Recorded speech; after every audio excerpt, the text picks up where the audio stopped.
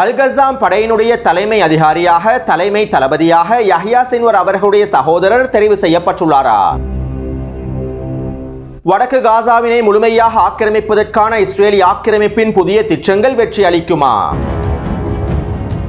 யுத்த நிறுத்த பேச்சுவார்த்தைகளில் ஹமாஸ் தரப்பினர் மறைமுகமாக விதித்திருக்கக்கூடிய சில முக்கியமான நிபந்தனைகள்.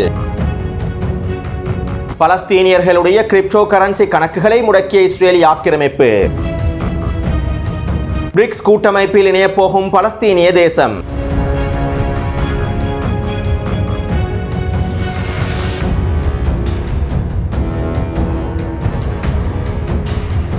ஈரானுக்கு எதிராக மிகப்பெரிய போரொன்றினை ஆரம்பிக்க வேண்டும் என்றும் ஷியாக்களுக்கு எதிராக மிகப்பெரிய போரொன்றினை ஆரம்பிக்க வேண்டும் என்றும் ISIS பயங்கரவாதிகள் அழைப்பு விடுத்துள்ளார்கள். இவ்வாறு ISIS பயங்கரவாதிகள் விடுத்திருக்கக்கூடிய அழைப்பினை ஜியோனிஸ்ட் ஆக்கிரமிப்பு ஊடகங்களின் மூலமாகவும் வெளியிட்டுள்ளார்கள். மேலும் ISIS பயங்கரவாதிகளுடைய இந்த அழைப்புக்கு தேவையான எல்லாவிதமான ஆதரவையும் ஜியோனிஸ்ட் ஆக்கிரமிப்பு ஊடகங்களும் வழங்கியுள்ளன. இவ்வாறு ஈரானுக்கு எதிராக மிகப்பெரிய போரொன்றினை ஆரம்பிக்க வேண்டும் என ISIS பயங்கரவாதிகளுடைய அழைப்பு விடுத்தலுக்கு ஜியோனிஸ்ட் ஆக்கிரமிப்பு ஊடகங்கள் ஆதரவு அளித்திருப்பது ஒன்றும் புதிய விடயம் அல்ல. ஏனென்றால் ISIS பயங்கரவாதிகளுக்கு பின்னால் யார் இருக்கின்றார்கள் என்கின்ற விடயத்தினை ஒட்டுமொத்த சர்வதேசமும் அறிந்து கொண்டுள்ளது. மத்திய கிழக்கிலே ஜியோனிஸ்ட் ஆக்கிரமிப்பினை பாதுகாப்பதற்காகவும் வலுப்படுத்துவதற்காகவுமே இந்த ISIS பயங்கரவாதிகள் உருவாக்கப்பட்டார்கள். இந்த ISIS பயங்கரவாதிகளுடைய உருவாக்கத்திற்கு பின்னால் அமெரிக்காவின் முன்னாள் ஜனாதிபதி பராக் ஒபாமா தான் இருக்கின்றார் என நேர்காணல் ஒன்றின் போது டொனால்ட் ட்ரம்ப் தெரிவித்திருந்தார். ISIS பயங்கரவாதிகளை உருவாக்கியதற்கு பொறுப்பு கூற வேண்டியவர்கள் பராக் ஒபாமாவும் ஹிலரி கிளின்டனும் தான் என்றும் டொனால்ட் ட்ரம்ப் குறிப்பிட்டிருந்தார். அதாவது மத்திய கிழக்கு பிராந்தியத்தில் இஸ்ரேலிய ஆக்கிரமிப்பினை பாதுகாப்பாக வைத்திருக்க வேண்டுமாக இருந்தால், ஜியோனிஸ்ட் ஆக்கிரமிப்புடைய பலத்தினை அதிகரிக்க வேண்டுமாக இருந்தால் மத்திய கிழக்கு பிரதேசமானது சீர்குலைக்கப்பட வேண்டும். இதற்காக சியா சுன்னி பிரச்சனை தூண்டிவிடப்பட வேண்டும். மேலும் மத்திய கிழக்கு பிராந்தியத்தில் இருக்கக்கூடிய அரபு நாடுகளுக்கு இடையிலான ஒற்றுமையானது முழுமையாக துண்டிக்கப்பட வேண்டும். இஸ்ரேலிய ஆக்கிரமிப்புக்கு எதிராக இருக்கக்கூடிய ஒவ்வொரு நாடும் துண்டாடப்பட வேண்டும். எதிர்காலத்திலே இஸ்ரேலிய ஆக்கிரமிப்புக்கு அச்சுறுத்தலாக இருக்கக்கூடிய நாடுகளும் துண்டாடப்பட வேண்டும். எனவே மத்திய கிழக்கு பிராந்தியத்தினை சமநிலையற்ற பிராந்தியமாக மாற்றுவதன் மூலமாக சீர்குலைப்பதன் மூலமாகவும் ஜியோனிஸ்ட் ஆக்கிரமிப்பினுடைய பாதுகாப்பை உறுதிப்படுத்தலாம் என 2009 ஆண்டுகளுக்கு முன்பே அமெரிக்க ஆக்கிரமிப்பு தலைமைகள் திட்டமிட்டிருந்தார்கள். மேலும் இவை தொடர்பாக விக்கிலீக்ஸ் ஆதாரங்களும் வெளியிடப்பட்டிருந்தன.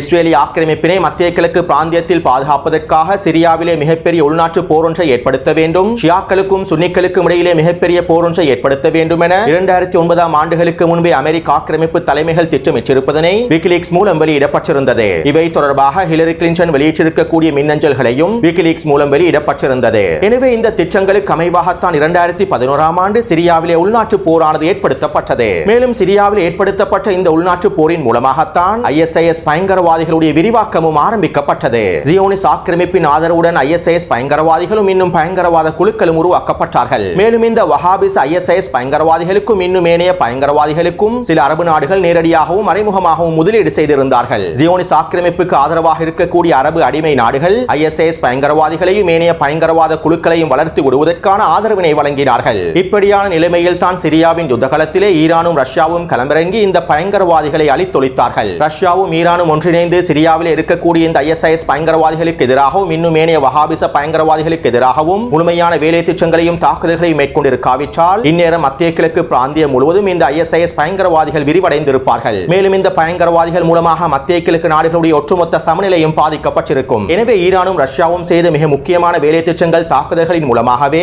இந்த ISIS பயங்கரவாதிகள் கட்டுப்படுத்தப்பட்டுள்ளார்கள். அதே நேரம் தற்போது இஸ்ரேலிய ஆக்கிரமிப்பின் பாதுகாப்பிற்கு ஈரானிய தரப்பினர் மிகப்பெரிய அச்சுறுத்தலாக மாறியுள்ளார்கள். ஈரானின் அச்சுக்கள் இஸ்ரேலிய ஆக்கிரமிப்புக்கு மிகப்பெரிய அச்சுறுத்தலாக மாறியுள்ளார்கள். அமெரிக்க ஆக்கிரமிப்பும் ஜியோனிஸ்ட் ஆக்கிரமிப்பும் சிரியாவையும் ஈராக்கையும் சிதைத்திருந்தாலும் கடந்த 5 வருடங்களுக்குள் ஈரானிய தரப்பினரும் ரஷ்ய தரப்பினரும் ஈராக்கையும் சிரியாவையும் கட்டியெழுப்புவதற்கான எல்லா விதமான வேலை திட்டங்களையும் முன்னெடுத்திருந்தார்கள். அமெரிக்க ஆக்கிரமிப்பின் ஜியோனிஸ்ட் ஆக்கிரமிப்பின் திட்டங்களை தவிடுபடியாக்குவதற்கான வேலை திட்டங்களை முன்னெடுத்திருந்தார்கள். இதனால் தான் தற்போதைய யுத்த காலத்திலும் கூட இஸ்ரேலிய ஆக்கிரமிப்புக்கு எதிராக ஈரானினுடைய அச்சுக்கள் தொடர்ச்சியான தாக்குதல்களை மேற்கொண்டு வருகின்றார்கள். லெபனானின் மூலமாகவும் சிரியாவின் மூலமாகவும் ஈராக்கின் மூலமாகவும் இஸ்ரேலிய ஆக்கிரமிப்புக்கு எதிரான அழுத்தங்களை வழங்கி வருகின்றார்கள். எனவே இவற்றையெல்லாம் தடுப்பதற்காகவே தற்போது இஸ்ரேலிய ஆக்கிரமிப்பு ஜியோனிஸ்ட் ஆக்கிரமிப்பு முயற்சிகளை மேற்கொண்டு வருகின்றது. மேலும் இவர்களுடைய வழிகாட்டுதலின் கீழ் தான் ISIS பயங்கரவாதிகளும் இன்னும் ஏனைய வஹாபிச பயங்கரவாதிகளும் ஈரானுக்கு எதிராக போரொன்றினை ஆரம்பிப்பதற்கான அழைப்பையும் விடுத்துள்ளார்கள். அதே போன்று சினாய் பிரதேசத்தில் இருக்கக்கூடிய ISIS பயங்கர பயங்கரவாதிகள் 2018ஆம் ஆண்டு பலஸ்தீனிய மக்களுக்கு எதிராகவும் பலஸ்தீனிய போராளிகளுக்கு எதிராகவும் போர் பிரகடனம் செய்திருந்தார்கள். மேலும் சினாய் பிரதேசத்தினூடாக பயணிக்கக்கூடிய பலஸ்தீனிய மக்களையும் பலஸ்தீனிய போராளிகளையும் ISIS பயங்கரவாதிகள் படுகொலை செய்திருந்தார்கள். மேலும் ஜியோனிஸ் ஆக்கிரமிப்புக்கு ஆதரவாக சினாய் பிரதேசத்தில் இருக்கக்கூடிய ISIS பயங்கரவாதிகளும் ஏனைய பயங்கரவாதிகளும் பலஸ்தீனிய மக்களுக்கு எதிரான பலஸ்தீனிய போராளிகளுக்கு எதிரான தாக்குதல்களை மேற்கொண்டிருந்தார்கள். தற்போது ஈரானுக்கு எதிராக மிகப்பெரிய போரொன்றினை ஆரம்பிக்க வேண்டும் என ISIS பயங்கரவாதிகள் அழைப்பு விடுத்திருந்தார்களோ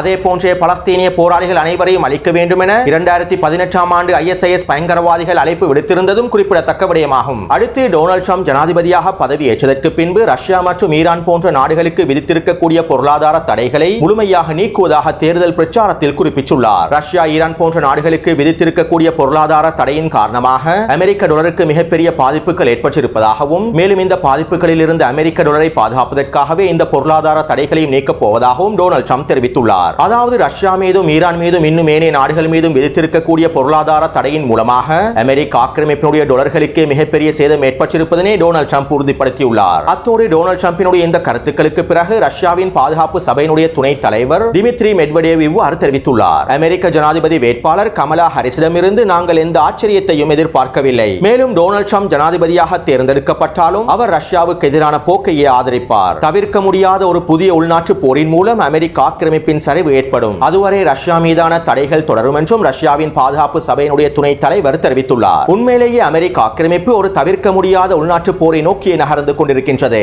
அமெரிக்காவின் பொருளாதாரம் உச்சக்கட்ட எச்சரிக்கைக்கு தள்ளப்பட்டுள்ளது. மறைமுகமாக அமெரிக்க ஆக்கிரமிப்பு பொருளாதார நெருக்கடிகளுக்குள் சிக்கப் போகின்றது. மேலும் இந்த பொருளாதார நெருக்கடிகளால் ஏற்படக்கூடிய பெருவெடிப்பானது மிகப்பெரிய உள்நாட்டு போரையும் ஏற்படுத்தும். ஒரு புறம் இஸ்ரேலிய ஆக்கிரமிப்பு மத்திய கிழக்கு பிராந்தியத்திலே புஸ்வானம் என்பது நிரூபிக்கப்பட்டுவிட்டது. அமெரிக்காவின் உதவி இல்லாமல் ஜியோனிஸ் ஆக்கிரமிப்பினால் ஒரு மாதம் கூட தாக்குப்பிடிக்க முடியாது என்பது தற்போது உறுதி செய்யப்பட்டுவிட்டது. எனவே அமெரிக்க ஆக்கிரமிப்பின் சரிவோடு ஜியோனிஸ் ஆக்கிரமிப்புடைய சரிவும் உறுதி செய்யப்பட போகின்றது. அதே நேரம் பிரிக்ஸ் நாடுகளுடைய பலமும் உறுதியும் அதிகரித்து வருகின்றது. பிரிக்ஸ் கூட்டமைப்பினுடைய வேலை திட்டங்கள் உச்சளவில் மேற்கொள்ளப்பட்டு வருகின்றன.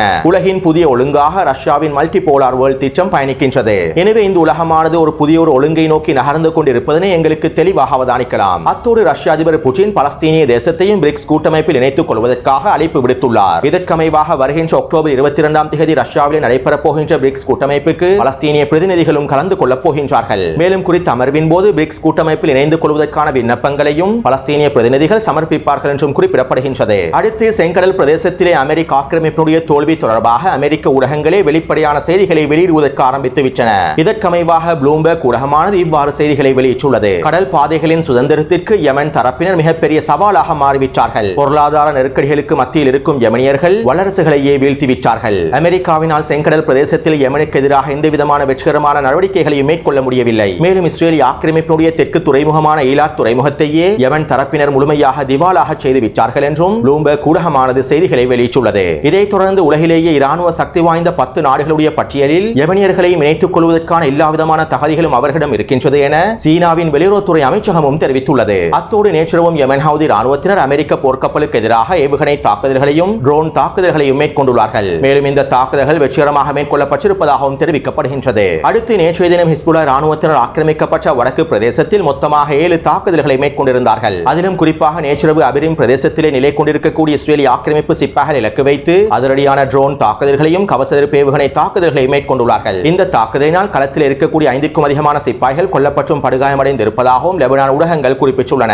இதைத் தொடர்ந்து நேற்றிரவு ஹிஸ்புல்லா ராணுவத்தினர் மவுண்ட் நேரியா பிரதேசத்திலே இருக்கக்கூடிய குடியிருப்பு கட்டிடங்களை இலக்கு வைத்தும் அதற்குள்ளே இருக்கக்கூடிய இஸ்ரேலிய ஆக்கிரமிப்பு சிப்பாய்கள் இலக்கு வைத்தும் தாக்குதல்களை மேற்கொண்டுள்ளார்கள். அத்தோடு இன்று காலையிலிருந்து மாலை வரை ஹிஸ்புல்லா ராணுவத்தினர் 4 இஸ்ரேலிய ஆக்கிரமிப்பு ராணுவ தளங்களை இலக்கு வைத்து தாக்குதல்களை மேற்கொண்டுள்ளார்கள். அதே போன்று ஷெலோமி பிரதேசத்தில் இருக்கக்கூடிய குடியேற்ற பகுதிகளை இலக்கு வைத்து கவசெதிர்ப்பு ஏவுகணை தாக்குதல்களையும் ட்ரோன் தாக்குதல்களையும் மேற்கொண்டுள்ளார்கள்.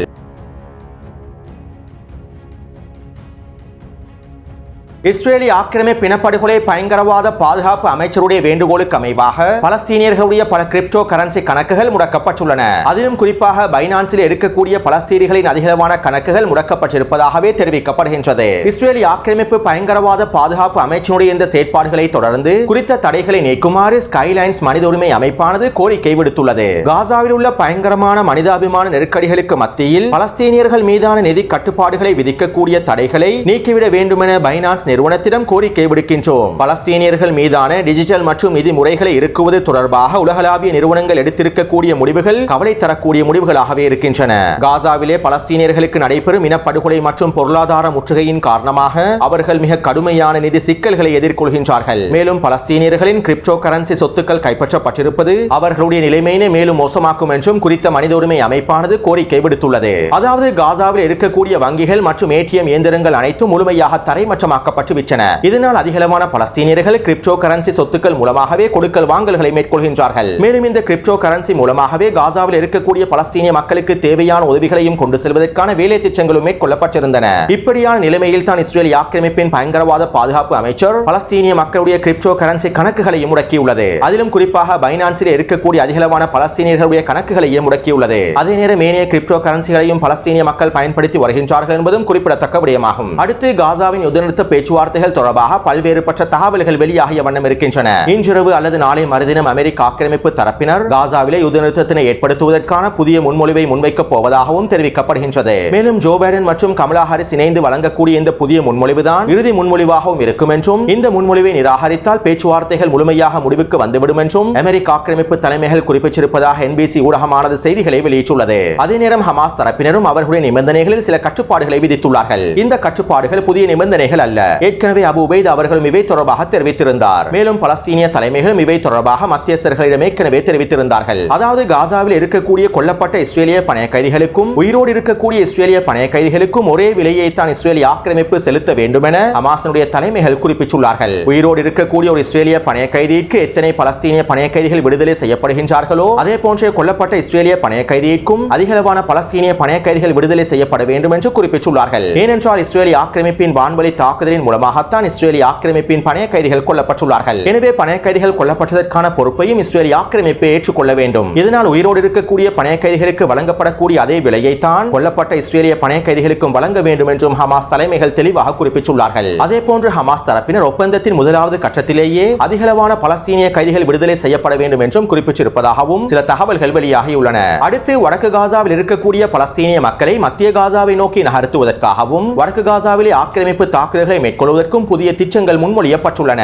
அதாவது இஸ்ரேல் ஆக்கிரமிப்பு இனப்படுகொலை பயங்கரவாத கோலை இராணுவம் வடக்கு காசா முழுவதையும் கைப்பற்றுவதற்கான ஒரு புதிய திட்டம் ஒன்றினை முன்வைத்துள்ளது. கடந்த 336 நாட்களுக்குள் இஸ்ரேல் ஆக்கிரமிப்பு இனப்படுகொலை இராணுவம் வடக்கு காசாவிற்குள்ளே 15 தடவைகளுக்கு மேலாக தரைவழி தாக்குதல்களை மேற்கொண்டு விட்டது. இருப்பினும் வடக்கு காசாவில் இருக்கக்கூடிய பிரதேசங்களை இஸ்ரேல் ஆக்கிரமிப்பினால் கைப்பற்ற முடியவில்லை. வடக்கு காசாவில் இருக்கக்கூடிய பலஸ்தீனிய மக்களையும் இடம்பெயர செய்ய முடியவில்லை. தற்போது வடக்கு காசாவிலே 6 லட்சத்திற்கும் அதிகமான பலஸ்தீனிய மக்கள் இருக்கின்றார்கள். இஸ்ரேல் ஆக்கிரமிப்பின் உக்கிரமான வான்வழி தாக்குதலுக்கு மத்தியிலும் வடக்கு காசாவில் இருக்கக்கூடிய பலஸ்தீனிய மக்கள் உறுதியாக இருக்கின்றார்கள். எனவே இப்படியான நிலைமையில் தான் இஸ்ரேல் ஆக்கிரமிப்பு இனப்படுகொலை இராணுவம் வடக்கு காசாவை முழுமையாக கைப்பற்றுவதற்கான புதிய திட்டம் ஒன்றினை முன்வைத்துள்ளது. இஸ்ரேல் ஆக்கிரமிப்பின் இந்த திட்டத்தில் சில முக்கியமான விடயங்கள் குறிப்பிடப்பட்டுள்ளன. வடக்கு காசாவில் இருக்கக்கூடிய லட்சக்கணக்கான பலஸ்தீனிய மக்களை கரையோர பிரதேசத்தின் வழியாக மத்திய காசா பிரதேசத்தை நோக்கி இடம்பெயர செய்ய வேண்டும். வடக்கு காசா முழுவதும் வான்வழி தாக்குதல்களை மேற்கொண்டு இவர்களை இடம்பெயர செய்ய வேண்டும். மேலும் இந்த வான்வழி தாக்குதலின் மூலமாக மாத்திரம் இவர்களிடம் பெற மாட்டார்கள். இதனால் வடக்கு காசாவிற்கான நீர், உணவு, நிவாரண பொருட்கள் மற்றும் ஏனைய பொருட்கள் அனைத்தையும் முழுமையாக தடை செய்ய வேண்டும். இந்த வருட இறுதிக்குள் வடக்கு காசாவிற்கான எல்லா விதமான நிவாரண பொருட்களுடைய உதவிகளையும் நிறுத்த வேண்டும். இதைத் தொடர்ந்து பலஸ்தீனிய மக்கள் வடக்கு காசாவிலிருந்து முழுமையாக வெளியேற்றப்படுவார்கள். இவ்வாறு வடக்கு காசா முழுவதும் காலியாக்கப்பட்டதற்கு பிறகு வடக்கு காசா முழுவதையும் தரைமட்டமாக்குவதற்கான வெடிகுண்டுகளை வீச வேண்டும். பலஸ்தீனிய போராளிகள் நிலை கொண்டிருக்கக்கூடிய அனைத்து பிரதேசங்களையும் தரைமட்டமாக்க வேண்டும். இவ்வாறு ஓரிரண்டு மாதங்களுக்குள் வடக்கு காசா முழுவதையும் தரைமட்டமாக்கி வடக்கு காசாவை முழுமையாக கைப்பற்றுவதுதான் இந்த திட்டத்தில் குறிப்பிடப்பட்டிருக்கக்கூடிய விடயங்களாகும். ஆனால் குறித்த திட்டமானது வெற்றியளிக்குமா என்பது மிகப்பெரிய கேள்விக்குறியே. ஏனென்றால் 336 நாட்களாக வடக்கு காசாவில் இருக்கக்கூடிய பலஸ்தீனிய மக்கள் இடம்பெயரவில்லை. மேலும் வடக்கு காசாவில் இருக்கக்கூடிய பலஸ்தீனிய மக்கள் இடம்பெயரச் செய்வது அவ்வளவு இலகுவான விடயமும் அல்ல. அது மட்டுமல்லாமல் இஸ்ரேலிய ஆக்கிரமிப்பின் இந்த திட்டங்களை பலஸ்தீனிய போராளிகள் வேடிக்கை பார்க்கவும் மாட்டார்கள். இஸ்ரேலிய ஆக்கிரமிப்பின் இந்த திட்டங்களை முறியடிப்பதற்கான வேலை திட்டங்களை இப்போதிருந்தே பலஸ்தீனிய போராளிகளும் ஆரம்பித்திருப்பார்கள். எனவே 336 நாட்களாக காசாவின் யுத்தகாலத்தில் எதுவுமே சாதிக்க முடியாத இஸ்ரேலிய ஆக்கிரமிப்பினால் இதற்கு பிறகும் எதுவுமே சாதிக்க முடியாது என்பதே யதார்த்தமான உண்மையாகும். அடுத்து அல்-கஸாம் படையினுடைய தலைமை தளபதியாக தலைமை அதிகாரியாக யஹ்யா சின்வர் அவர்களுடைய சகோதரர் முகமது சின்வர் அவர்கள் நியமிக்கப்பட்டிருப்பதாக இஸ்ரேலிய ஆக்கிரமிப்பினுடைய இனப்படுகொலை பாதுகாப்பு அமைச்சர் தெரிவித்துள்ளார். கான் யூனிஸ் பிரதேசத்திலே மேற்கொள்ளப்பட்ட வான்வழி தாக்குதலின் மூலமாக அல்-கஸாம் படையினுடைய தலைமை தளபதி தலைமை அதிகாரி முகமது தெய்ஃப் அவர்கள் படுகொலை செய்யப்பட்டதை தொடர்ந்து யஹ்யா சின்வர் அவருடைய சகோதரர் முகமது சின்வர் அவர்களை அல்-கஸாம் படையினுடைய தலைமை அதிகாரியாக நியமித்துள்ளார் என்றும் இஸ்ரேலிய ஆக்கிரமிப்பின் பாதுகாப்பு அமைச்சர் தெரிவித்துள்ளார். ஆனால் அல்-கஸாம் படையினுடைய படையினுடைய தளபதி முகமது தெய்ஃப் அவர்கள் படுகொலை செய்யப்பட்டுள்ளார் என்பதற்கான எந்தவிதமான ஆதாரங்களையும் இஸ்ரேலிய ஆக்கிரமிப்பு முன்வைக்கவில்லை. அது மட்டுமல்லாமல் முகமது தெய்ஃப் அவர்கள் கொல்லப்பட்டதற்கான எந்த ஒரு தகவல்களையும் அல் கஸாம் படையினர் வெளியிடவும் இல்லை. அடுத்து ஜெனின் பிரதேசத்தில் பலஸ்தீனிய மக்களும் பலஸ்தீனிய போராளிகளும் ஒன்றிணைந்து சிதைக்கப்பட்ட தெருக்களையும் வீடுகளையும் கட்டிடங்களையும் மீள கட்டமைத்து வருகின்றார்கள். மேலும் பலஸ்தீனிய போராளிகளும் பலஸ்தீனிய மக்களும் ஒன்றிணைந்து இந்த வேலை திட்டங்களை மேற்கொண்டு வருகின்றார்கள் என்பதும் குறிப்பிடத்தக்க விடயமாகும். அடுத்து வெஸ்ட் பேங்கினுடைய துல்கராம், நப்லஸ், டூபாஸ் ஆகிய பிரதேசங்களில் உச்சக்கட்ட மோதல்கள் நடைபெற்று வருகின்றன. நேற்றிரவு துல்கராம் பிரதேசத்திலே 6 வெடிகுண்டு தாக்குதல்களும், நப்லஸ் பிரதேசத்திலே 12 வெடிகுண்டு தாக்குதல்களும், டூபாஸ் பிரதேசத்திலே 3 வெடிகுண்டு தாக்குதல்களும் மேற்கொள்ளப்பட்டுள்ளன. இந்த வெடிகுண்டு தாக்குதலின் மூலமாக 4 புல்டோசர் வண்டிகளும் ஒரு ட்ரூப்ஸ் கேரியர் வாகனமும் சிதைக்கப்பட்டுள்ளன. மேலும் குறித்த வாகனங்களுக்குள்ளே இருந்த இஸ்ரேலிய ஆக்கிரமிப்பு சிப்பாய்களும் கொல்லப்பட்டும் படுகாயங்களுக்கும் உள்ளாகியுள்ளார்கள். அது மட்டுமல்லாமல் நப்லஸ் பிரதேசத்திலே மேற்கொண்ட துப்பாக்கிச்சூடு தாக்குதல்களில் பல இஸ்ரேலிய ஆக்கிரமிப்பு சிப்பாய்கள் கொல்லப்பட்டிருப்பதாகவும் தெரிவிக்கப்படுகின்றது. அத்தோடு இன்று காலை ரமல்லா பிரதேசத்திலே நிலத்தரர்களுக்கு எதிரான தாக்குதல் ஒன்று மேற்கொள்ளப்பட்டுள்ளது. இந்த தாக்குதலில் 3 நிலத்தரர்கள் படுகாயமடைந்திருப்பதாகவும் தெரிவிக்கப்படுகின்றது. எனவே நேற்று மாலை 6 மணியிலிருந்து இன்று மாலை 6 மணி வரையில் கிடைக்கப்பெற்ற தகவல்களுக்கு அமைவாக 4 புல்டோசர் வண்டிகளும் ஒரு ட்ரூப்ஸ் கேரியர் வாகனமும் அளிக்கப்பட்டுள்ளன. 10க்கும் அதிகமான இஸ்ரேலிய ஆக்கிரமிப்பு சிப்பாய்கள் கொல்லப்பட்டும் படுகாயங்களுக்கும் உள்ளாக்கப்பட்டுள்ளார்கள். எனவே இந்த காணொலி தொடர்பான கருத்துக்களை பதிவிடுங்கள். தொடர்ந்தும் என்னுடன் இணைந்திருங்கள். நன்றி, வணக்கம்.